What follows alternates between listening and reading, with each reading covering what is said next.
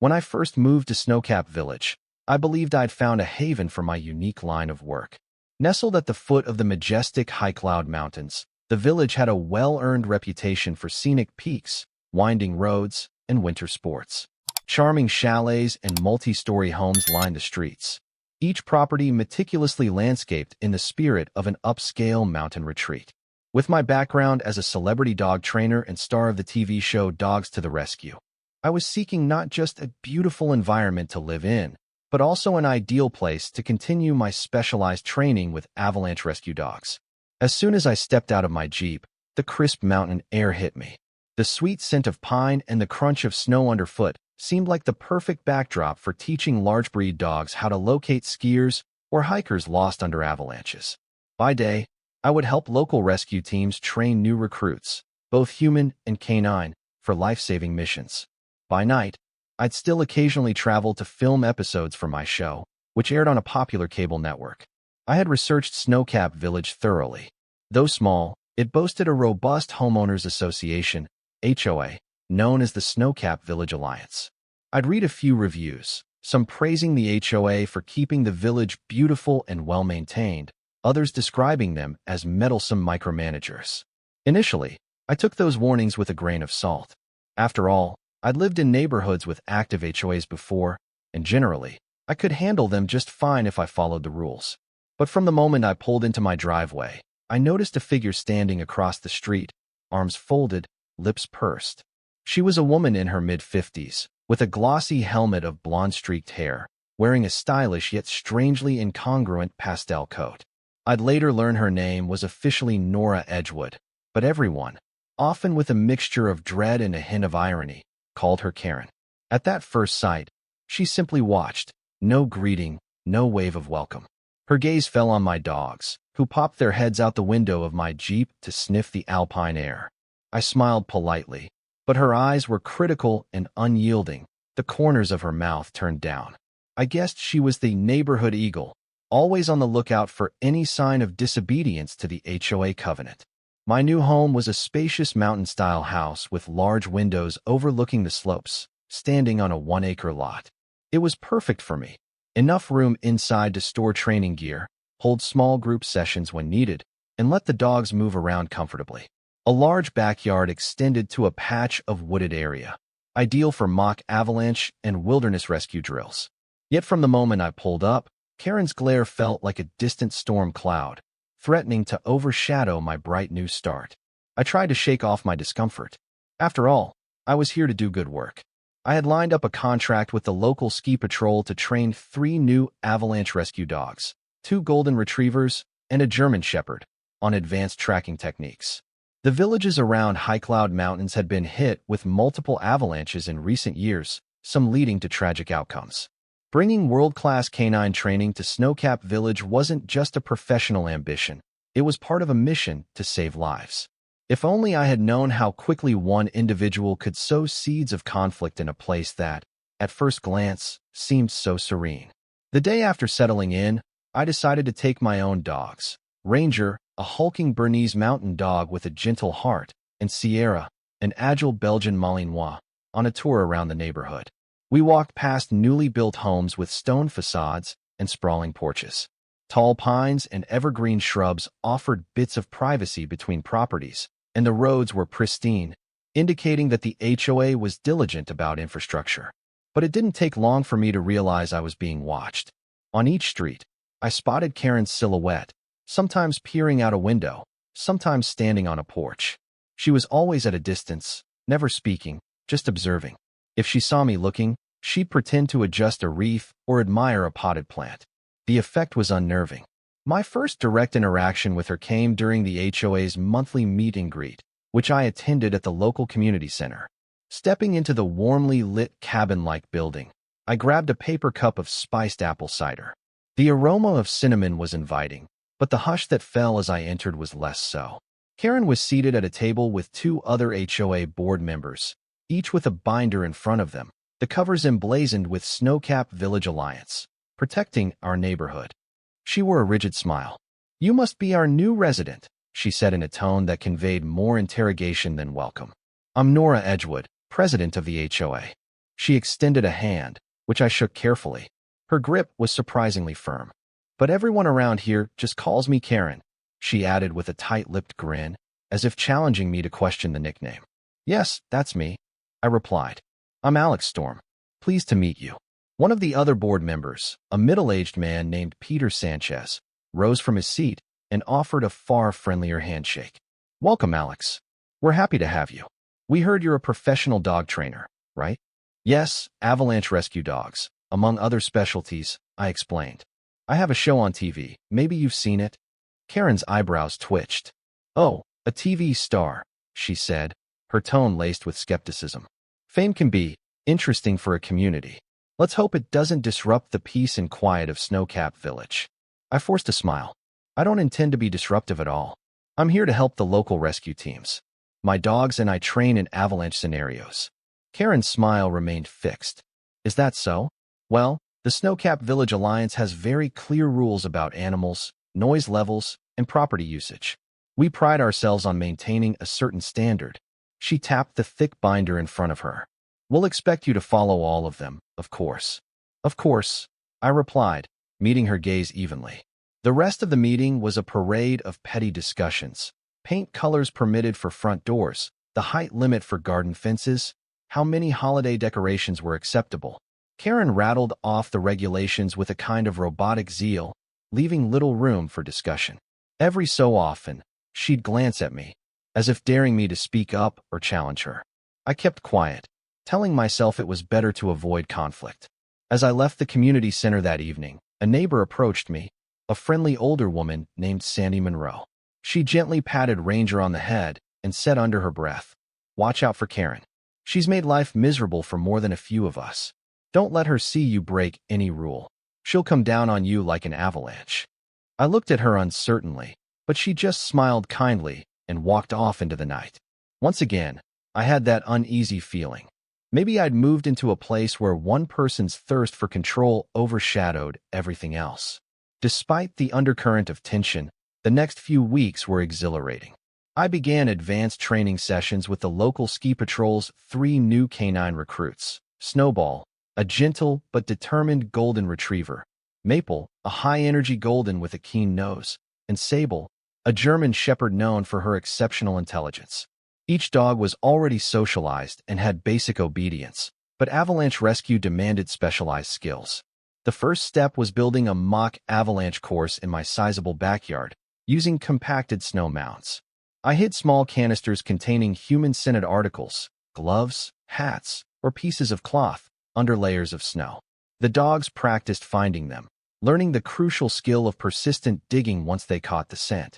Later, we'd move to the actual slopes, but it was safer to start in a controlled environment. My day typically began at dawn. I'd let Ranger and Sierra out, check the yard for potential hazards, and then meet the local ski patrol around 8. We spent hours perfecting search patterns. In my mind, I saw the difference each skill could make. Maybe one day, Snowball or Maple would save a snowboarder trapped under an avalanche. The stakes were life and death, and I took every detail seriously. However, my training setup didn't go unnoticed. One chilly morning, I emerged from my house to find Karen standing by my backyard fence, her arms folded, her eyes scanning the piles of snow where I'd carefully arranged the course. She wore a puffy pink coat and looked like she had been out there for a while. "May I help you?" I asked politely, trying not to sound irritated. She tilted her chin up. "I'm just inspecting. You've done quite a bit of landscaping, and I see multiple dogs." I nodded. "Yes, I have a permit for training sessions in my backyard. I also checked with county regulations. There's nothing restricting me from building a snow course." Karen's lips pressed together. "I'm concerned about the noise and the potential disruption. Our rules limit the number of pets to 2 per household. You already have 2, and I see 3 more back there. That's 5. Those aren't my personal pets," I clarified. "They belong to the ski patrol. I'm just training them. They don't live here. We meet for a few hours a day." Her eyes narrowed. "That's still animals on the property. I'll have to check the bylaws carefully."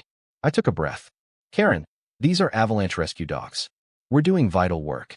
There's no loud barking at odd hours. Everyone's well-behaved. And we're well within normal daytime noise limits." She didn't look convinced. "We'll see." she said, turning on her heel. As HOA president, it's my responsibility to ensure that all local guidelines are upheld. She walked away, leaving me standing by the fence, a storm of frustration brewing inside me. I reminded myself that this was just an annoyance, not an insurmountable obstacle. But I could already sense that Karen was a relentless force, the kind of person who wouldn't let a single detail pass unchallenged if she deemed it a violation. The question was, how far would she go to shut me down? Winter in snow-capped village deepened. The days were shorter, the nights colder, and the snow thicker. My avalanche course training ramped up, with the dogs making significant progress. Outside of training hours, I filmed short segments for my TV show, Dogs to the Rescue, showcasing behind-the-scenes glimpses of avalanche preparedness. The network loved the idea of highlighting the scenic high-cloud mountains in the background, so occasionally I invited a small filming crew, never more than 2 or 3 people, to document the dogs' improvements. It didn't take long for Karen to catch wind of my filming activities. One afternoon, I received a typed notice on HOA letterhead taped to my door. Dear Mr. Storm, it has come to our attention that you are hosting professional filming activities on your property. This constitutes commercial usage of a residential space, which is not permitted under Snowcap Village Alliance guidelines unless approved by the board. Please cease all filming activities immediately or face penalties and potential legal action. Sincerely, Nora Karen Edgewood, HOA President. I felt my pulse spike. I was careful about permits. I had a general filming permit from the county and the state, which covered me for small-scale shoots on private property. Typically, an HOA had no authority to override county regulations as long as the filming wasn't disruptive or large-scale. My film crew was tiny, operating well within normal noise hours. Yet Karen was determined to portray it as a violation. Rather than confront her directly, I contacted my production company's legal advisor. He confirmed that we were in the clear from a purely legal standpoint. She might threaten fines, but if you're abiding by county regulations, the HOA's stance is shaky at best, he assured me. Still, that didn't mean Karen wouldn't stir trouble. If she spread rumors or tried to undermine my reputation, the entire neighborhood could turn against me. Sure enough, the gossip mill started churning. Neighbors began emailing me or pulling me aside in the street. Some were curious or supportive, others alarmed by whispers that I was turning my home into a full-fledged production studio. Karen, it seemed, was telling anyone who would listen that I was commercializing the neighborhood, inviting unknown film crews, and creating dangerous noise that could scare children. None of it was accurate, but rumor rarely demands accuracy. One afternoon, while returning from a quick errand to buy dog treats, I spotted a group of neighbors gathered in front of Karen's porch. I could hear her voice, sharp with indignation, carrying through the cold air. He's risking the stability of our property values, she said, throwing a hand in the air for emphasis. Imagine what this place will look like if we allow that kind of behavior. Filming, animals everywhere, who knows what else. All under the guise of rescue training. My blood boiled. Still, I clung to professionalism. These people might have been my future friends or supportive neighbors if they'd gotten to know me under better circumstances. Instead, they were hearing a single, fear-mongering narrative. That evening, I talked to Peter Sanchez, the somewhat level-headed board member, explaining the reality of my filming. He apologized for Karen's heavy-handed approach and promised to back me up at the next HOA meeting. Nevertheless, the seed of discord had been planted. My credibility was in question among some members of the community, and I noticed that certain neighbors who once greeted me politely began avoiding eye contact. A wedge was forming, Karen's wedge, and it was driving me further away from the peaceful life I'd envisioned. As the winter season crept toward its peak, avalanche warnings grew more frequent. Reports of unstable snowpacks in certain regions of high-cloud mountains kept the ski patrol on high alert. My training sessions intensified, and we started doing on-mountain drills. Snowball, Maple, and Sable were performing beautifully, sniffing out buried scents under dense layers of snow. My heart swelled with pride watching them scramble over banks, tails wagging, eager to find their targets. But trouble at home escalated. Karen, apparently unsatisfied with official notices, began a more direct campaign to undermine my training efforts. One morning, I went into my backyard to discover that my carefully piled mounds of packed snow had been knocked over. Deep footprints trampled through the mock course, scattering the scent canisters. Several were missing altogether. Furious, I examined the footprints, but the fresh overnight snow had distorted them. I had no proof of who had done it, but in my gut, I knew. This suspicion was reinforced later when I found my trash bin overturned, its contents strewn across the driveway. Mixed in with the rubbish was a note scrawled in sharp black ink. No more dog circus. The words were underlined twice. The writing was blocky and capitalized, giving off a distinctly threatening tone. I might have dismissed it as a random troublemaker if not for the creeping sense that it was part of a larger pattern. I reported these incidents to the local police. They took photos and made a record, but without direct evidence linking them to Karen, they couldn't do much. By that point, I'd installed a small security camera system around my house. My biggest fear was not just petty vandalism. It was the possibility of someone letting my dogs out or damaging my training equipment in a way that could harm the animals or the recruits. Right on cue, more sabotage attempts occurred. A portion of my backyard fence was mysteriously unlatched one afternoon, which could have allowed the dogs to escape if I hadn't noticed in time. Then, one of my main water hoses was slashed, probably with a sharp blade. If used, it might have caused a sudden flood or damage to equipment in the yard. Each time, I documented everything, saving camera footage in hopes of catching the perpetrator. But Karen was clever. If it was indeed her, she avoided being seen in the act. Instead, she continued to hound me with official-looking notices, complaining about noisy dogs and continuous filming. It felt like fighting on two fronts, one against the unseen saboteur, another against the official channels of the HOA. Despite the tension, I pressed on with my training. The work was too important.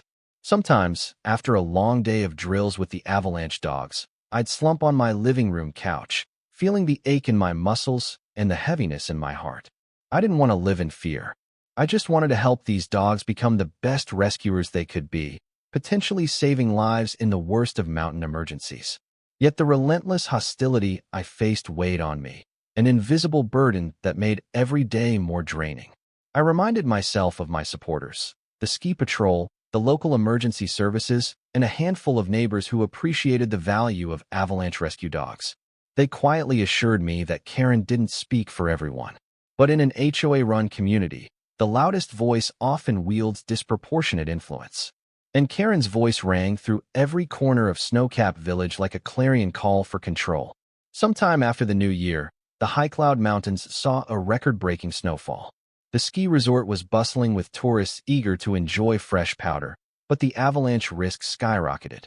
Each morning, the patrol set off controlled blasts to preemptively release unstable layers of snow, but it was impossible to neutralize every hazard.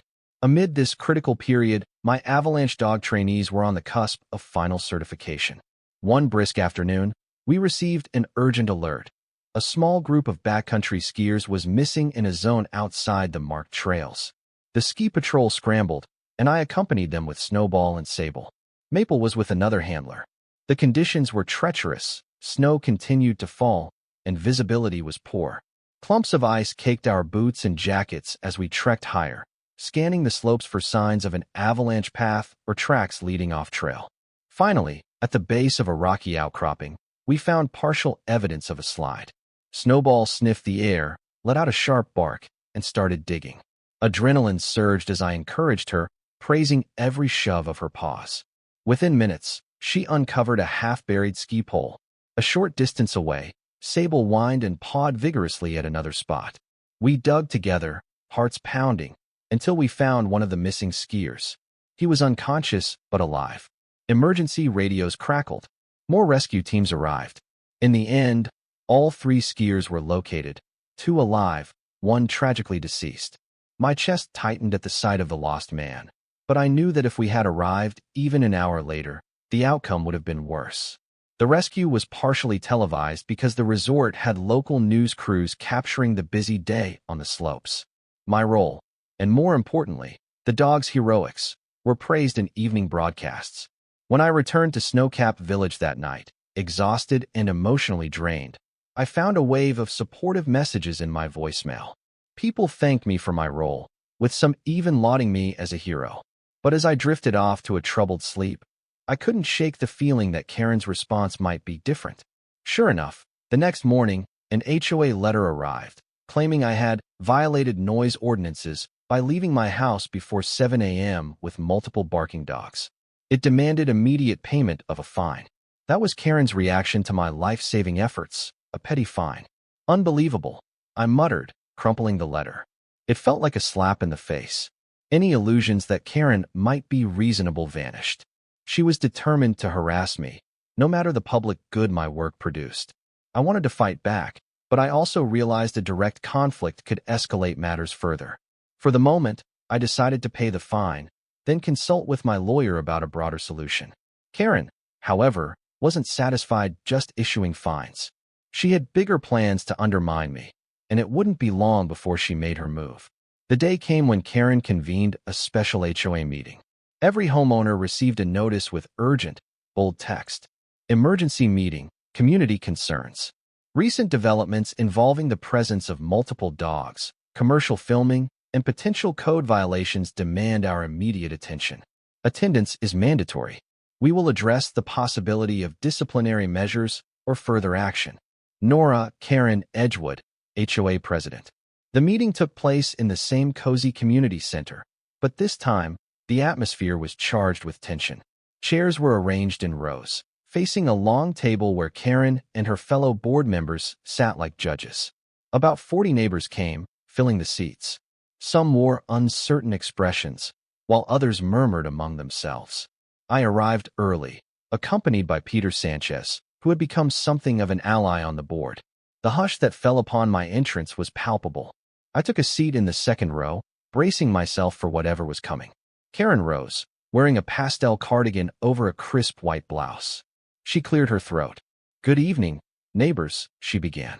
"I've called this meeting because we have an urgent matter that threatens the peace, safety, and property values of Snowcap Village. It concerns one of our residents, Mr. Alex Storm." She glanced pointedly in my direction. "As many of you know, he has multiple dogs on his property, runs Avalanche training programs, and hosts filming sessions. We have reason to believe these activities violate multiple sections of our bylaws. Therefore, the board will be discussing potential sanctions tonight." A murmur swept the room. I could see some neighbors shaking their heads, possibly in disapproval of Karen's heavy-handed approach. Others nodded, likely swayed by her rhetoric. Karen continued, "We have documented instances of noise violations, commercial usage of a home, and the presence of more than 2 dogs within the property. Additionally, we suspect that these so-called rescue dog operations may pose liabilities, exposing all of us to potential lawsuits if something goes wrong. The board must act." She then laid out a slew of citations, referencing bylaw sections with an almost gleeful precision. When she finished, she looked directly at me. "Mr. Storm, would you like to respond?" I rose, throat tight, yet determined to keep calm. "Yes, I would. First, I have explicit permission from the county to train rescue dogs on my property. My filming activities are also within legal bounds. My production crew is tiny, and we operate under county regulations. Second, the Avalanche dogs are not my pets. I have 2 personal dogs, Ranger and Sierra. Snowball, Maple, and Sable belong to the ski patrol, but they come for training sessions. These sessions are essential to saving lives in a region prone to avalanches. We've already rescued multiple people this season. I'd think the HOA would be proud to support that." Peter interjected, "I've reviewed his documentation, and it appears that Alex is following local laws. In fact, many HOAs encourage service animal training because it benefits the community." Karen's composure visibly faltered for a moment, but she quickly recovered. "We are not opposed to helping the community, but we must protect our property values and quality of life. Residents have complained about barking dogs and the presence of unidentified filming personnel. We can't ignore these concerns just because it's labeled rescue work." One brave neighbor, Sandy Monroe, stood and spoke gently. "Karen, I've seen these dogs myself. They're well-trained and rarely cause a disturbance. And after that avalanche rescue on TV, I think we should be thankful Alex is here." A smattering of applause followed, but Karen's glare silenced it. "The board will now vote," she declared. "If a majority finds that Mr. Storm's activities violate our bylaws, we will impose a fine and request that he discontinue them immediately. Further noncompliance could result in legal action or a lien on his home. The tension in the room was as thick as the drifts of snow outside. Board members exchanged glances. Peter Sanchez voted against. Another, Cynthia Lowe, hesitated but eventually followed Karen's lead. The final board member, Darren Park, looked conflicted. He cast his vote with Karen. "Motion passes," she pronounced. "Mr. Storm, you are hereby fined and given 30 days to remove all non-pet dogs from your property and cease filming." Outrage welled inside me, but I kept my composure. "I'll be challenging this," I said. "Legally, you're overstepping your authority." "We shall see about that," Karen answered icily. "Until then, you are expected to comply." I left the meeting to find a few neighbors expressing quiet sympathy, while others avoided me altogether. That night, the heavy snow outside mirrored the weight in my chest. I knew this was about more than dogs or filming. It was about Karen's unyielding desire to control every aspect of the neighborhood. Still, I didn't realize how far she was willing to go, or that she was about to cross a line even the HOA board would find indefensible. A mere week after that contentious HOA meeting, the High Cloud Mountains experienced yet another massive snowfall. The ski patrol declared a level 4 avalanche risk. The dogs and I were scheduled to do advanced drills near a high-altitude training site, working in conjunction with rescue teams from a neighboring county. Maple and Sable had almost completed their training cycles, while Snowball still needed a bit more time. That morning, I carefully loaded the dogs into specialized crates in my SUV, ensuring they were warm and safe. The plan was to meet the ski patrol at a designated area at the mountain's mid-level. Visibility was decent, though snow still fell in thick flakes. The roads were plowed, but conditions remained slick. As I pulled out of my driveway, I spotted Karen's car parked nearby, engine idling, headlights on. She was watching me again, that same fierce scrutiny. I ignored her.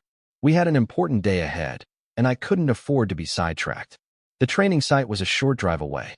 When I arrived, the ski patrol was setting up markers and small flags to define safe zones. We intended to bury decoy victims for the dogs to find.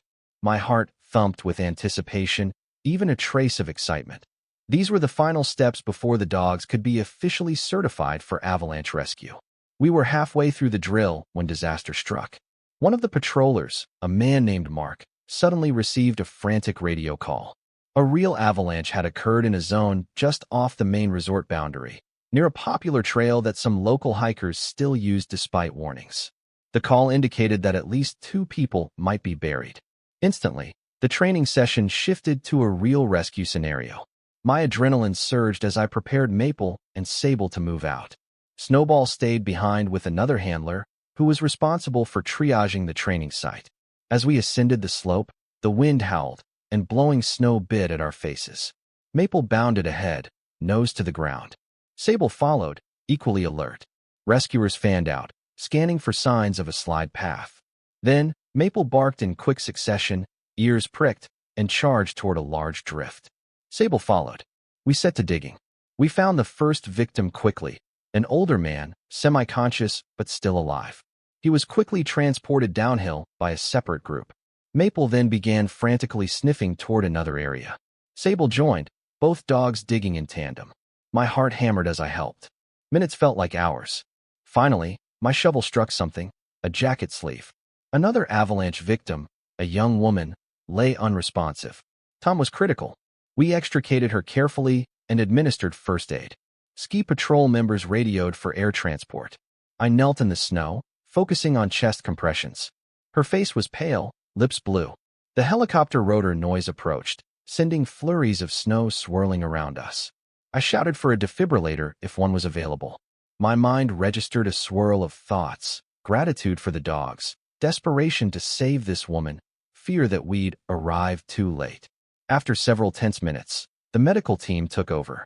They managed to get a pulse. She wasn't out of the woods, but she had a fighting chance. The rescue concluded as we accompanied the helicopter down the mountain, hearts still pounding from the intensity of it all. That evening, local news carried the story of another successful avalanche rescue, crediting Maple and Sable's training. My phone lit up with congratulatory texts, and the ski patrol chief publicly praised my methods. Yet as much as the rescue felt like a victory, I sensed a gathering storm. Karen had been intensifying her meddling, and I doubted she would react kindly to more publicity from me and my dogs. Sure enough, I discovered that, while we were away, something terrible happened back at the training site. Several pieces of my crucial Avalanche gear, scent canisters, burying equipment, and harnesses, had been deliberately destroyed. Slashed or stomped on, they were now useless. My small on-site supply tent had been ransacked. The footprints around the site seemed partial, but a camera installed by the ski patrol at the base of the slope caught a partial view of a woman with a pink coat rummaging around. While the footage wasn't crystal clear, the shape and color matched only one person we knew, Karen. Furious didn't begin to describe my reaction. This crossed the line between harassment and a direct attack on life-saving operations. If we'd needed that gear for a real emergency, her sabotage could have cost lives. I forwarded the evidence to the local authorities. They were stunned, promising an investigation. Now, I had a damning piece of proof linking Karen to sabotage. I prepared to confront her publicly, but little did I know that her eventual downfall would be far more dramatic than a simple confrontation in the snow. 2 days after the sabotage on the mountain, I woke up to find a flurry of missed calls from the local sheriff's office. The investigators had enhanced the footage of the suspect rummaging through the training site. The woman's face was partially visible. It was enough to secure a warrant for questioning Nora Karen Edgewood on charges of trespassing, vandalism, and endangering a rescue operation. They also discovered other evidence linking her to hateful messages I had received. Some neighbors mentioned seeing Karen brag about taking matters into her own hands when it came to that dog circus. When the news broke, a collective gasp reverberated through Snowcap Village. Residents who had once cowered under her iron rule now realized the extent of her destructive behavior. The local media picked up the story. HOA president suspected of sabotaging Avalanche rescue efforts. A camera crew cornered me in my driveway, asking for details. I calmly explained that this sabotage endangered lives, including the dogs, and that I was fully cooperating with the investigation. Meanwhile, I was also scheduled to appear on a live national morning show, something the network had arranged months before to discuss avalanche safety and demonstrate basic rescue dog training. The producers had been dying for the inside scoop on my move to Snowcap Village, especially after hearing about the recent avalanche rescues. They hadn't expected a scandal involving the HOA president. But in TV land, drama sells. The producers asked if I'd be willing to address the sabotage on air. Given the seriousness of Karen's actions, I agreed. The interview took place in a spacious TV studio with a colorful background featuring mountain images and my show's logo. The host, an energetic personality named Trish Kelly, started with the Avalanche rescue success story. Then, she transitioned to the sabotage. "Alex," Trish said gently, "we understand you have evidence linking a neighbor, a very vocal HOA president, to the sabotage of your rescue dog training site. Is that correct?" I nodded, fighting to keep my tone measured. "Yes, we have surveillance footage showing someone who appears to be the HOA president vandalizing crucial rescue equipment. It's shocking that anyone would go to those lengths, especially when avalanche rescue is literally about saving lives." Trish's eyebrows rose. "And I assume law enforcement is involved?" "Absolutely," I replied. "They're investigating. I can't share all the details, but the local sheriff's office has been very supportive. I'm confident the truth will come out." The segment concluded with me demonstrating how avalanche dogs detect human scent under snow. Maple and Sable performed flawlessly, bringing waves of applause from the studio audience. The final note: real heroes come in all sizes, and sometimes they have 4 legs, Trish said, beaming. As soon as the interview aired, the story caught fire on social media. News websites ran headlines like, "HOA Karen targets avalanche dogs. Celebrity trainer speaks out." Public outrage was swift. People bombarded the Snowcap Village Alliance's website with comments condemning Karen's actions. Some even demanded that she resign and face criminal charges. Within days, the sheriff's office formally arrested Nora Karen Edgewood. She was taken into custody, wearing the same pastel coat viewers had seen on the sabotage footage, though this time overshadowed by handcuffs and the glare of cameras. The entire community watched in disbelief as the queen of their HOA was brought low by her own twisted vendetta. Investigators then discovered a disturbing pattern of behaviors. Karen had a history of harassing neighbors in previous towns, forcibly evicting people over minor infractions, and bragging about her power. This time, she'd gone too far. Tampering with rescue operations in Avalanche country was more than just vandalism. It was an act of criminal recklessness that threatened countless lives. Karen's legal consequences were severe. She faced a range of charges, including vandalism, reckless endangerment, and interference with an emergency rescue operation, the latter a serious offense in mountainous regions that rely heavily on specialized teams. Investigations revealed that, before I even moved in, she had told select board members she wouldn't tolerate any dog nonsense, and had orchestrated minor acts of sabotage to intimidate other neighbors who tried to bring therapy animals into the community. With the Avalanche sabotage, though, Karen had outdone herself. The district attorney took the matter personally, citing how her actions could have directly led to fatalities had gear not been replaced or had an unforeseen rescue need come up.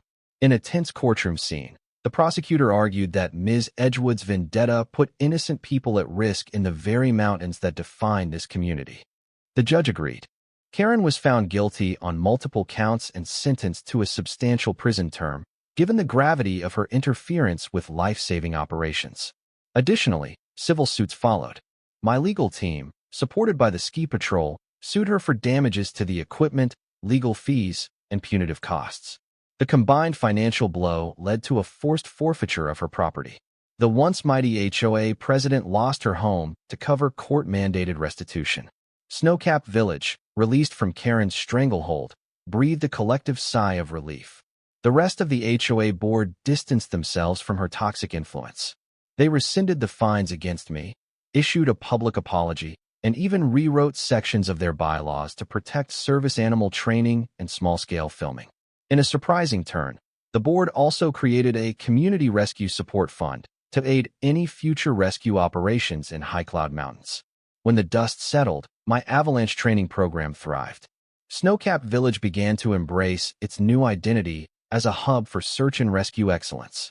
The local economy benefited from the positive publicity, and winter sports enthusiasts felt safer knowing well-trained dogs roamed the slopes, ready to respond at a moment's notice. Months later, I stood outside my house, admiring the postcard-perfect view of High Cloud Mountains under a golden sunset. The air smelled of pine and a hint of smoke from neighbors' fireplaces. Ranger and Sierra lounged at my feet, tails thumping gently on the porch. Maple, Snowball, and Sable had returned to the ski patrol's care, fully certified Avalanche rescue dogs. I still saw them often for refresher sessions. My phone chimed with a message from Peter Sanchez, inviting me to a newly established HOA event, a neighborhood potluck specifically celebrating community heroes, canine and human. The irony made me smile. The once dreaded HOA was now reinventing itself under a fresh, more benevolent leadership. As for Karen, or Nora Edgewood, rumor had it she languished in a state prison, her property sold at auction to pay her debts. Maybe in some quiet moment of reflection, she realized she had unleashed her own avalanche of consequences, burying herself beneath the weight of her own hubris. No one in Snowcap Village seemed to miss her. The mark she left was a cautionary tale. Arrogance, hate, and sabotage can never overshadow genuine acts of service and goodwill, especially not in a place defined by towering peaks and the unstoppable loyalty of Avalanche rescue dogs.